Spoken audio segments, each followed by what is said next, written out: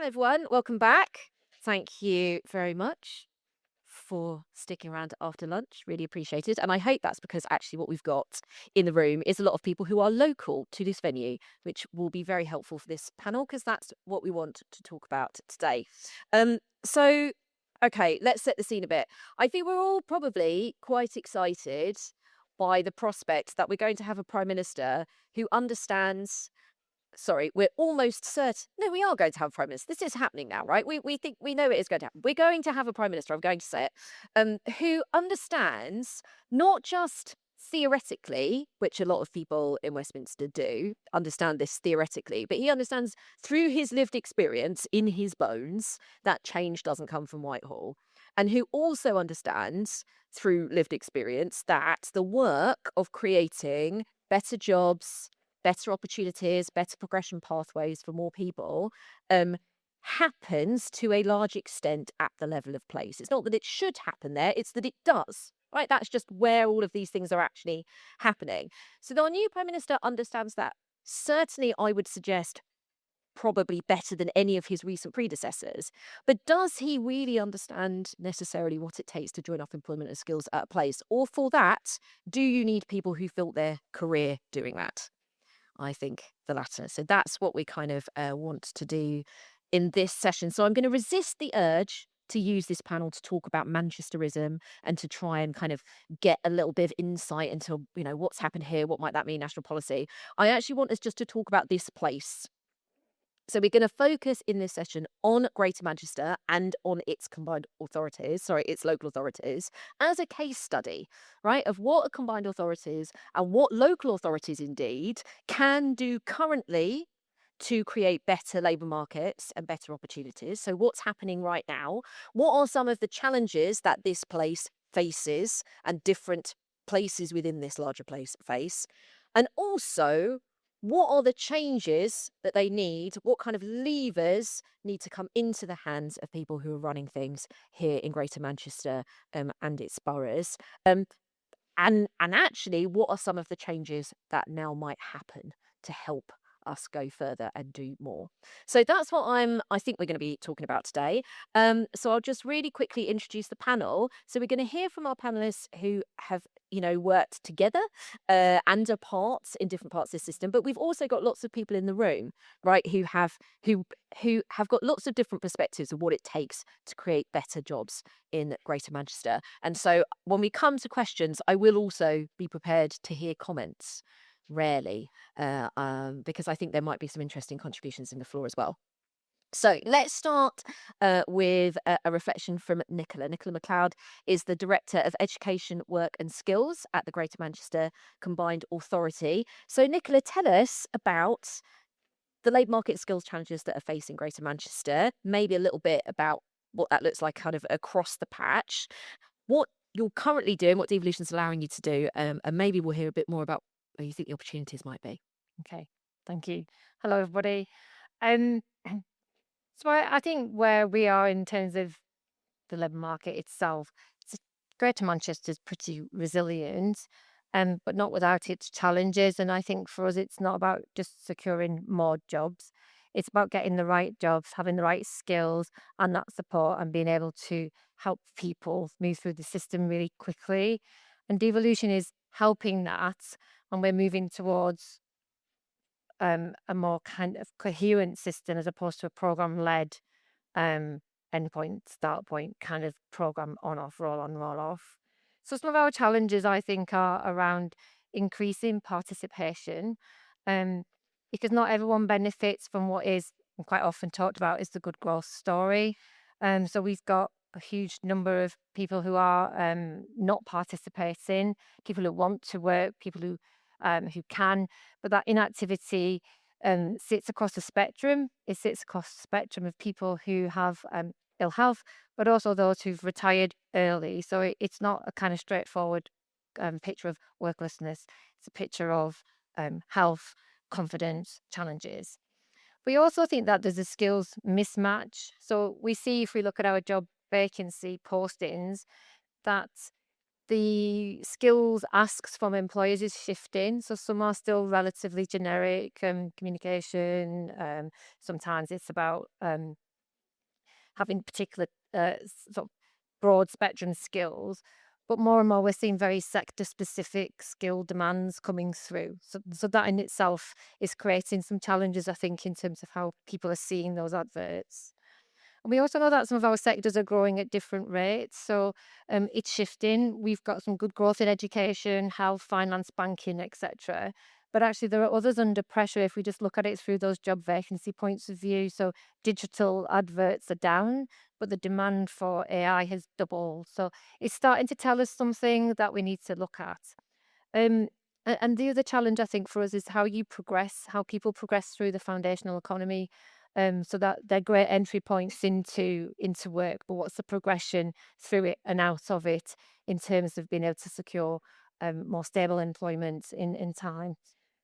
And I think there's some quite interesting place uniqueness. So in some of our places, in some of our boroughs, there's commonality in terms of those vacancies that are available. So teaching assistants, for example, every borough except Manchester has got a high number of vacancies there. So as a system, what do we want to do about that? Can we work at a place level?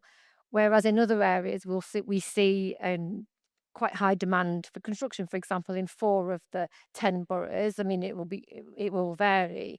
So how do you then tailor a kind of bespoke place-led system to respond to that when um, typically what we've been able to do up until now is just do it on a kind of blanket approach. And this gives us that flexibility. So far, how has devolution been helping us? Well, for us, I think we've been able to target better our devolved adult skills funding. That's been devolved now for 7 years, I think. Um, but even with that, when you start looking into it, yeah, we've been able to support more economically inactive people. Yes, we've really increased the number of level 3 provision, but it doesn't really tell you much about the lives that it's changing, doesn't really tell you much about the outcomes. And I think that would be where our future devolution is starting to make us think and work. But it has helped us target provision, particularly in those sector areas. And it's also started to think about how we bridge the whole economic architecture across. So, thinking about the Greater Manchester Baccalaureate for young people, thinking about how we use the LSIP and the technical provision in the post 16 sector. Um, but it's also helped us think about where live well fits within that local decision making, thinking about how we look at those furthest away and how, in effect, skills, employment, health can start to be coordinated, thought about as a coherent system. People don't experience all these separate parts, they experience either opportunity or barrier. And for us, the future of devolution is about how you increase those opportunities and reduce those barriers so that those journeys are simpler, easier, and more effective and impactful on people's lives. Great. Thank you. All right. So now we're going to hear from Matt Ainsworth because, I think from a Whitehall perspective, when we talk about devolution, if you're used to thinking in terms of government departments, then you feel pretty cool if you're thinking about MSAs, right? Like, yeah, I really understand local policy making, thinking about strategic authority level. But actually, of course, a lot of the action is happening at borough level, at local authority level. So let's hear from Matt Ainsworth, who is the Director of Skills, Work and Inclusive Economy at Salford City Council. So, how are the employment and skills challenges kind of playing out, being felt by your residents, employers, and communities? Let's hear a bit about that and more about what you're doing and how kind of devolution can support local government to add value. Yeah, I mean, Salford's a really interesting place to be. It's currently our centenary.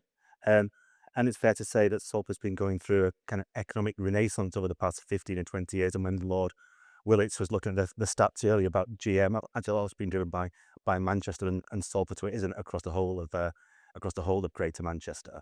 So our challenge is very much the good growth challenge. So, my job title's got inclusive economy. So from a council perspective, just generating more jobs, more opportunities in Salford is not success. It's who gets those jobs is a measure of success for us. And there are still some real challenges in that front. From a kind of residents' perspective, 22% economic inactivity, far too many people out of work due to poor health. Our kind of information, advice, and guidance across the city is still patchy. For our young people, educational attainment is nowhere near where it should be. We've got some of the highest NEET rates in the country, and there have been a few NEET panels today and some discussions. Thinking about work experience, that's really patchy. in schools, and those who've got that kind of social capital and social networks are getting good experiences. Those who haven't actually aren't always getting a good experience, which means they're then less likely to succeed. So that kind of line of sight, ability to see what the opportunities are, is limited for some of our people. Uh, on the kind of the employer side, I think Suba was here before talking about some of the challenges, which I completely agree with. Skills and kind of work readiness come through strongly when we speak to employers, but also the difficulties around national insurance contribution, rises business rates. All those things are having an impact in terms of our businesses, so it's ability to recruit and create jobs. So there's all that instability. And then the navigation of the system for those employers, we still get it's tricky. So despite years of devolution, we've done some amazing joining up. When a business says, well, who do I go to if I want to, let's say, in a particular industry, want to recruit a graduate level? Do I go to who do I access at the University of Salford? If you're on their website, it's quite difficult. Who do I go to at a college? So there still is that huge kind of connections point, which I'll come on to, which is where I think local authority plays a role. And from a kind of community perspective, a challenge for somewhere like Salford is that this growth is not being felt equally across the whole of the city. That creates issues around community cohesion, which you might expect. So, parts of central Salford, like where we are today, Media City, absolutely amazing, and that growth something really, really proud of.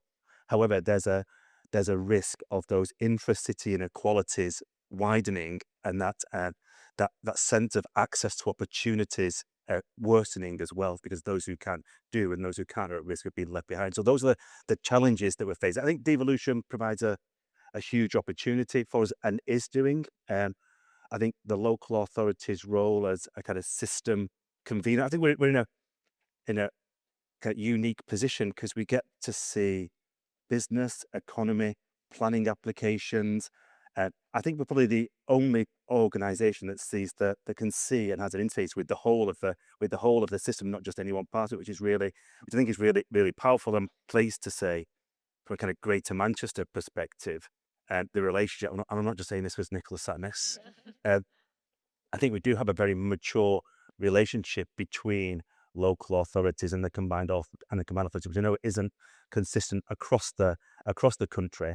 And it is very much working partnership, which is something we want to do more of. And I think the opportunity that we're now starting to see through, let's say, the integrated settlement, where we are starting to see a shift away from siloed, short-term funded, very specific projects, which then land in a place, and Simon and I and others then have a real task to do to try and make sense of them and join them up. We're now actually able to better design them from the very outset with the combined authority. But that's something which will change the relationship that the local authority has with the combined authority going forward, but also the kind of form and function of what a combined authority is. So that's a journey that I think we're on at the moment. And I'll leave it there. Great. Okay, so finally, we're going to hear from another borough. We're going to hear from Manchester City Council and Simon Jews, who's the work and skills specialist there. So tell us about what Manchester City Council is doing to work with its employers and providers to create opportunities. What's showing promise? What would help? What are the challenges you're facing? Yeah, hi everyone. So I think Matt's comment about a convener is probably the best way to describe my role at Manchester City Council. So I facilitate our UNESCO City of Lifelong Learning movement. For those that have already heard about it yesterday, I do apologise, but you're going to hear again. Um, so this movement is neutrally branded. It is consists of over 750 partners, 115 programs, and the idea is that, and the rationale for us going for the UNESCO status was all about we've got a wealth of provision. It's not joined up.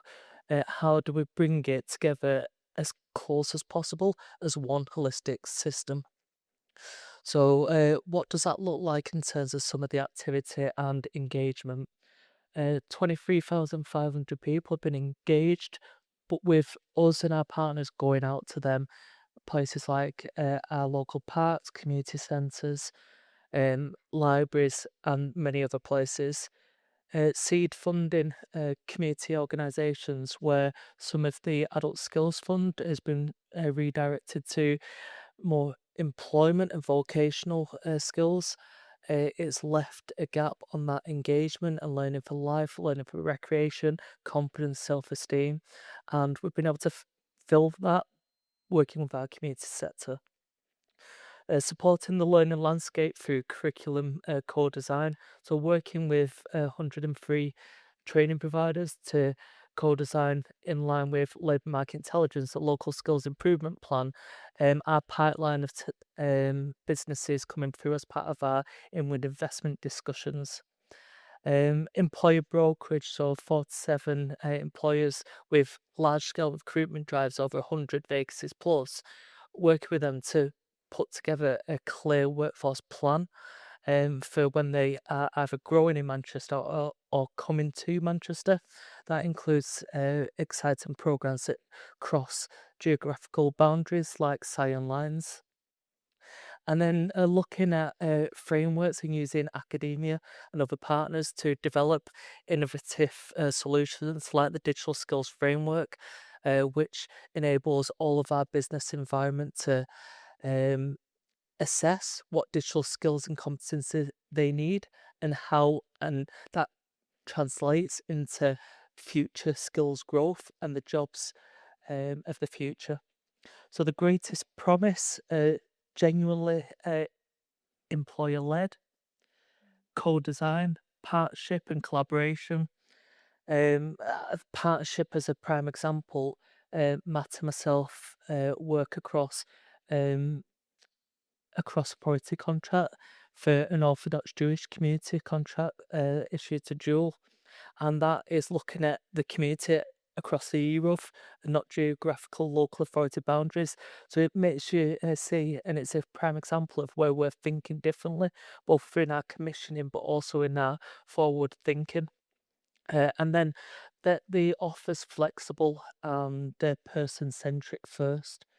In terms of some of the things that would help, there are a number of challenges around eligibility. So we have overabundance. I mean that in a positive and a challenge of people with a level 4 qualification above, but they are excluded from sector-based work academies and some of the adult skills fund, and they've become excluded from some of the packages of support that would be available to them. We've got a real gap in sector-specific careers guidance. We have generic, but it doesn't go far enough. Thank you for the prompt. And then there's something around how we connect all levels of learning. As I mentioned before, lifelong learning is learning from recreation, passion, right through to higher and technical education, and that system at the moment is very hard to navigate. Thank you.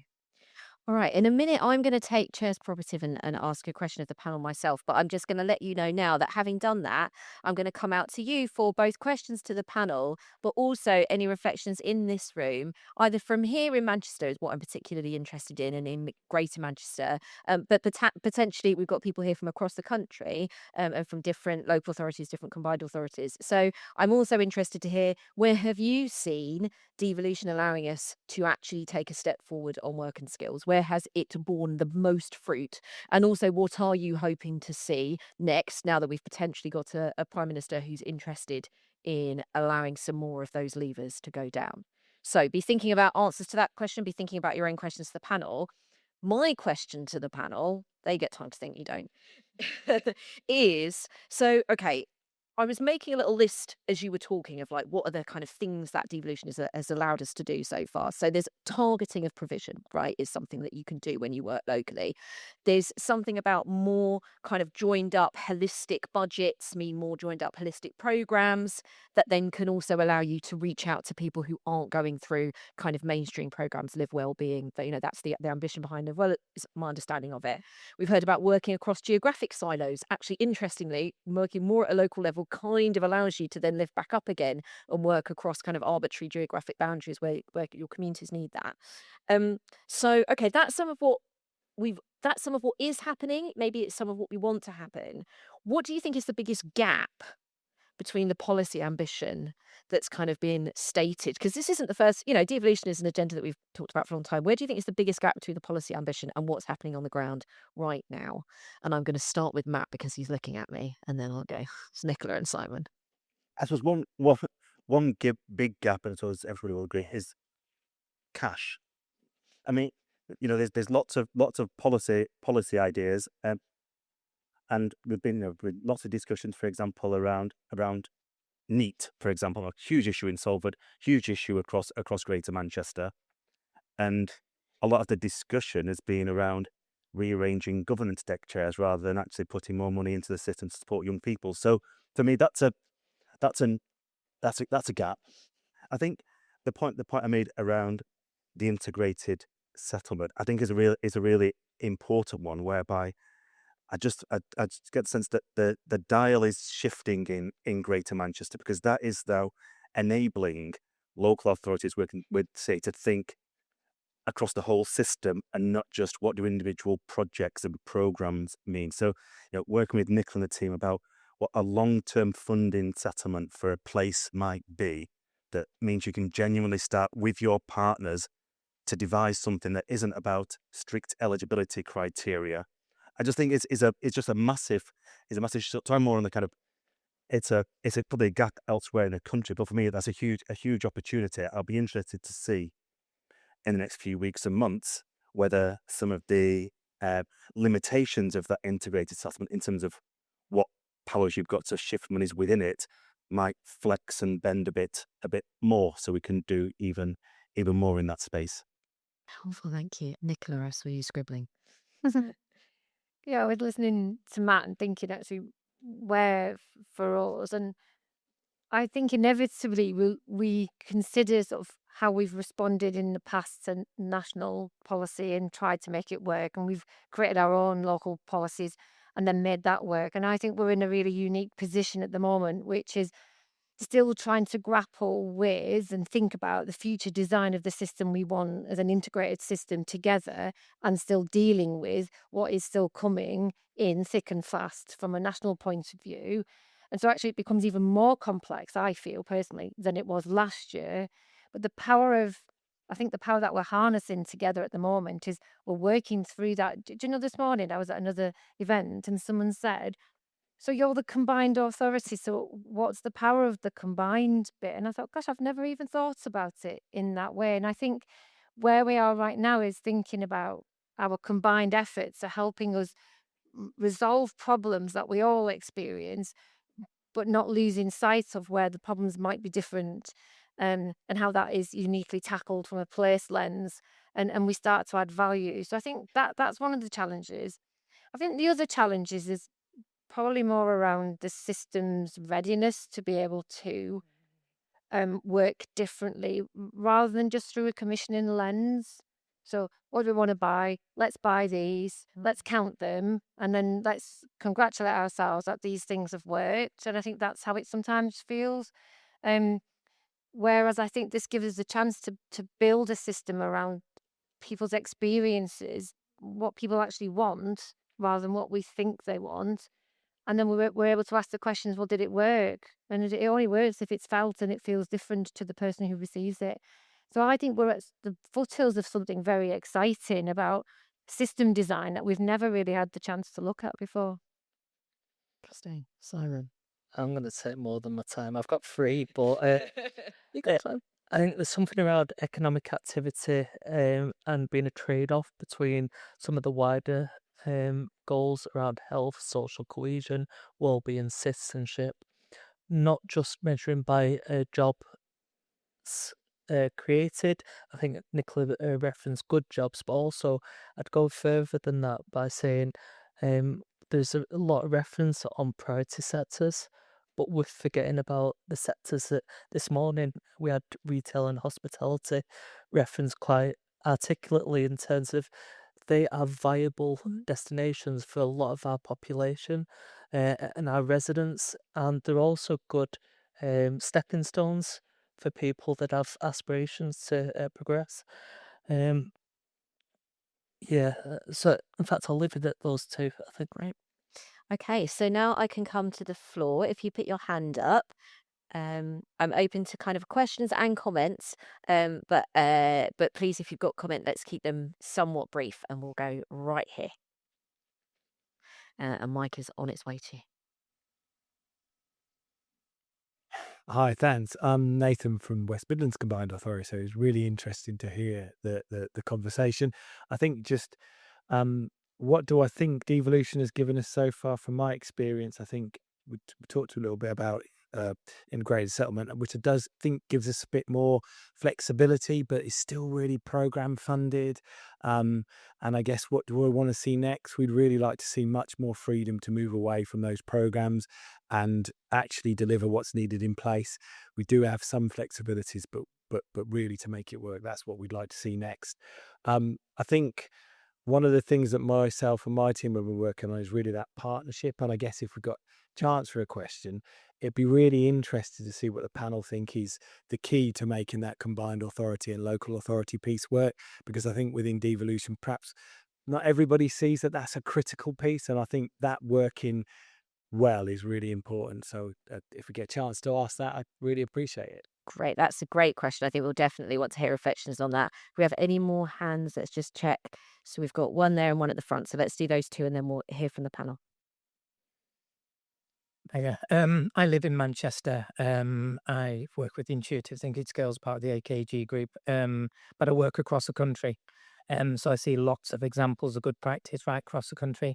And I think you mentioned before about, being program city, but where's the opportunity to develop innovation at local level? Because I see a lot of problems, in that transitional piece from young people into adults, from schools into working age. That's where I see the big problems in Manchester. Of having lived here all my life, I was born on the board with Salford and Manchester on Heath Street. So I could walk you around every single area of Manchester and tell you there's a common problem everywhere. In the old system, I could go into my local authority and connect with them. I see as a combined authority, it's harder to connect and communicate with them. Mm. So um, how do you get that micro as well as the macro delivery, making sure it fits in with localism? Yeah. Great question. And then we'll just come down. Fiona had her hand up. You've got a mic coming to you right now. Thank you. Fiona Aldridge, Skills Federation. I was previously at West Midlands and a real fan of Devo and really keen to see it strengthen it. But there is a real potential that unless we do this right, that we create fragmentation as each area goes off and does their own thing. So as well as all the things that you might ask for more in a place, I'm interested in where you think central government needs to step up so that as we devolve, we don't have a fragmented system. So we're not, while creating opportunities for individuals, we're not limiting them to a place. And then we're also meeting the needs of employers who might operate across the country or across multiple combined authority areas. Three great questions there. So we've got kind of local authority, combined authority relationship. I think we could talk quite interesting about that. And there's a question in here about actually like space for innovation. So you've talked about micro, but if devolution create budgets don't suddenly become greater, right? And so how do we actually create space for innovation? And question. Okay, well, what might be the ask of central government though in the midst of all of this? Would anyone like to volunteer to go first? I don't mind going first on the Uh, partnership. Well, could forever go quick. On the kind of partnership front, I think could quite easily kind of step into a kind of combined authority as the strategic body and commissioner of decisions, and the local authority being perhaps somebody to consult with, somebody to perhaps give money to do things on behalf of the combined authority. That genuinely isn't the way things are working in Greater Manchester from my perspective. I must admit, it's not always plain sailing, and we have plenty of arguments and discussions behind closed doors. But I genuinely feel like there's a mutual trust and respect across areas, and as far as possible, and sometimes the way that decisions come down from central government, this makes it quite difficult, that time is spent to genuinely collaboratively co-design solutions. And I speak to lots of local authorities around the country. I don't think that's the case. That's the case everywhere. Um, and and sometimes that means there are trade-offs and challenges if we're genuinely across Greater Manchester looking to focus on how do we use devolved powers to lift the living standards of everybody. That means some parts of Greater Manchester get less than others, and some parts of Greater Manchester get more than others. That takes, I think, quite a mature partnership um, to have those discussions and come to a consensus. I'm not saying we always do, and it's all right, but at least those are things which are aired, and there's a central mission behind that. But I think some of that comes with, you know, quite a number of years of relative stability within Greater Manchester at a political level as well. So we'll wait and see whether that changes in the coming weeks and months. Great. Go on, then we'll go Nicola and then we'll go someone. Okay, I would wholeheartedly agree with Matt. I think in recent years, particularly with, I think in some ways when the integrated settlement I want the magic kicks. No, I was thinking that, yeah, but I mean, almost it was like it was going to solve everything, and I think there was some reality checking around what it could actually do, and I think the difference for me anyway, particularly in taking stuff forward, was the transparency in which we wanted to operate that. It was to bear it all and to think and to have the debate and to start at the very beginning, not when a lot of thinking had been done. And I think that's worked very well in order to build up the kind of sense of we're 11. It's not a layer. In fact, I was interviewing recently and I felt that there's this sense that the combined authority is just this other layer of bureaucracy effectively and making all these decisions, but actually the decision rights aren't any one group's, and I think that's really important. So that's been a huge shift for us, I think. Um, and just to Fiona's point, actually, around if I can take that bit, I think the fragmentation, I think, is an interesting one as we move forward in this design, because quite possibly if you're trying to look for innovation and you're looking for grassroots organizations, you're going to have a lot more delivery. You're going to have delivery models within delivery models.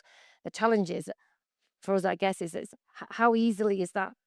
Is it designed with such intent that it becomes simpler could become more complex for us, but simpler for the people? And that's a skill set that I think we're only going to have to learn and test as we work through this. But I think one of the ways in which our designs would be better held is if the data that we had from sailing on, you can come back to that, would be easier.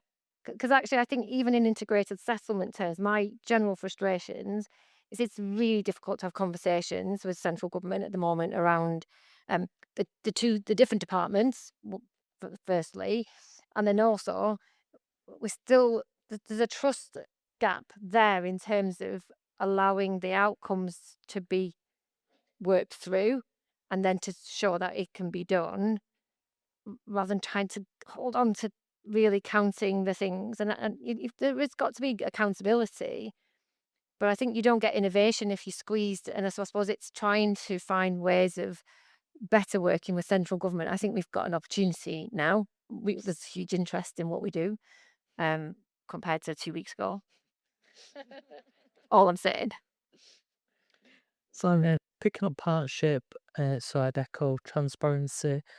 Prime example of that is when boot camps, we had a national offer, we were commissioning our regional offer. The regional offer, there was lots of negotiations with DfE at the time. The timescales had to be communicated, and there was a real honest conversation between all parties at that point. And then the co-design, we were talking in the health and work room before that, was it 2014? The Work Well journey started a lot of years ago, and that set the stall out for devolution and the evidence base. So I'd say that the maturity of the landscape is definitely there. In terms of the young people comment, I think that this morning boxed off a number of consideration points, particularly around where policy, um, well-intended, well-intended policy uh, implements have actually backfired for some young people. But from a integrated settlement and devolution um, perspective, recently under the economic inactivity trailblazer, we've been able to design, and yes, it's a program, but looking at graduates that are struggling to navigate the labour market, that transition because of 60% mental health rate, no employer connections. We've been able to design our own program with local funding and actually tailor that both during the program and prior to it, co-designing it. And then the last point around the national, I think everything's still trying to land. So we got Skills England, the swap from DFE to Department for Work and Pension. Um, that in itself is going to take time, let alone the integration of those services in with devolution. Just Yeah, go for it. just the point about fragmentation. It's a real kind of challenging discussion we're having at the minute. I think it equally applies between local authority and combined authority, between combined authority and central government. And I think one of the discussions we're having is, with devolution comes accountability, which means if things aren't working, somebody has the ability to stop them and change them and move funding around, which is a difficult discussion. But also, there's the role, and it's a key role around genuine kind of system stewardship at whether it's command authority or national level, both in terms of the employment and skills system, but thinking about the Greater Manchester Command Authority, what's happened around the kind of Beeline, Beam Network, some of the infrastructure that can be put in place to enable, I suppose, the systems to work better on the ground is a huge role. That kind of market development role, I think, is still hugely important, and that kind of center of excellence of kind of research, intelligence, data. I think I would have loved to have had that relationship with DWP, for example, when I was, as opposed to, I was like a challenge between, well, if you've got the money, it's over to you, you deal with it. Whereas actually, I would have much preferred something more collaborative on that front. And the other point is around whether it's the combined authority to local authority or national government to strategic authorities, is that placing capacity and skills to enable those areas to deliver well. I think that's the key role. No. Excellent. So we've got a few more minutes. So I think we've got time for one or two more contributions from the floor. So we're going to hear from Tracy, and then we'll come down and we'll hear from Ben. Thanks. Tracy Fishwick. I run a social enterprise in Liverpool, but I did work in GM, so does that count as a for a while ago? Just going back to the integrated settlements, and that really is constituting like the budget that the combined authority is sort of presiding over. And when you look at it, it looks a bit more like delegation than devolution, doesn't it? It looks like, oh, we've designed these programs, we've told you you've got connect to work, we've told you you've got boot camps, you've got this or that, off you go. And Matt, you said, what we're missing is cash. But it feels to me like the gap is, the majority of people that we actually want to try to sort of switch on are the economically inactive. And a lot of those programmed interventions don't give you that ability to do that as a CA or as a partnership. And we've lost DSF, UK SPF. There's an awful lot of social infrastructure either gone or at risk. When do you think, or do you envisage being able to get to that place where you can lobby government and actually bring some of those things back, so you do have true design, to meet the need in the communities that we've got? Because to me, at the minute, it feels still like we're just at, you've got these programs, it's over to you. Love delegation. Delegation, not devolution. So final point, brief, please. Um, Thanks, Ben from AELP. With lack of cash, tangled budget lines and accountabilities, and no wonder, therefore, we all keep talking about we need a system. Who's designing the system? okay. There you go. So you've got two kind of inspiration points there for your final words Mhm. to the room, Nicola. Yeah, so I think it's a very fair challenge around the delegation or devolution, but I think I would say that because this year particularly is transitioning from like kind of describe it in my own simple sort of brain around all money into something new money kind of thing. And what what I think we have got, so if I think about the adult skills funding, still flat cash, reduced over years, but it is around exercising those flexibilities that we've got. And now we have full devolution of the employment support funding. We're now at the point where we're asking ourselves, where is the duplication? What is it that we can do? And one of the things that we have done that's significant this year is shifted what would have been typically connect to work funding into a space which is supporting those furthest away. So we've already made sizable decisions, I guess, around policy about where is it that we want our money to work and how are we going to do that. So I think that that has shifted, and the design side of things is very much coming from the people who are living and breathing this work, and from the residents or the people themselves in terms of telling us what they want. I think there is some service design capability thinking that we need to apply to some of the things that we're doing, and the systems design. Sorry, are you clarifying the question, Con? But yeah, who's designing it? I think, well, pretty much we are together with multiple inputs from that system thinking. Max, go on, I Matt. completely concur with Nicola in that I genuinely feel we are moving away from integrated settlement, feeling like there's a number of projects or programs. So to give you, from a local authority perspective, I think last year we may have had 7 different grant funding agreements with the combined authority for different projects. Your economic activity trailblazer, Workwell, in work progression pilot. That's now all consolidated into one single grant, which means actually we can now say actually our network of third sector providers are really good at getting out, engaging communities, building trust. They can now be designed into a system for a longer period than just a 1-year settlement. And then actually, we know we need quality advice and guidance for people at this part of the journey. Who's the best provider to deliver that in our place? And I suppose, slightly going back to Fiona's point, I think what will be interesting is as each area is developing its own system, then taking a step back up to compare and challenge each other as peers. So where's their best practice elsewhere that we can pinch, move across, and kind of challenge each other. So it will be.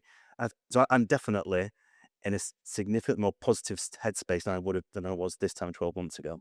Oh, I love that. And Simon, we've run out of time. So have you got anything equally positive to say? Should we finish on that note? I think it summed it up pretty well. Excellent. All right. Well, in that case, I'm feeling, I tell you what, pretty inspired and confident at this moment, which is not how I always feel when we talk about employment and skills policy. So can we thank our panel very much for doing that for us?